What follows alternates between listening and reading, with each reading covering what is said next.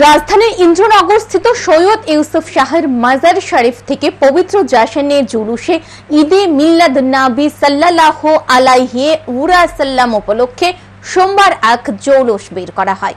জৌলুসটি আগরতলা শহরের বিভিন্ন পথ পরিক্রমা করে।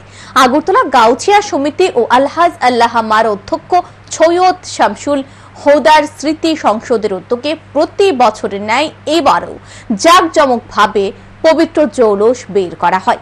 আগরতলা শহর পরিক্রমা শেষে ইন্দ্রনগর জামে মসজিদে গিয়ে জৌলুসটি শেষ হয়। মোহাম্মদ নজরুল ইসলাম কাদরি এই পবিত্র জৌলুসের বিষয়ে জানান।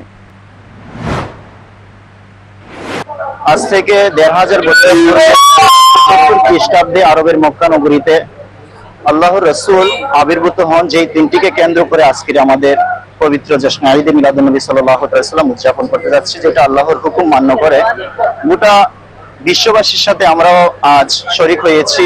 এই দিনটিকে আমরা উপভোগ করছি।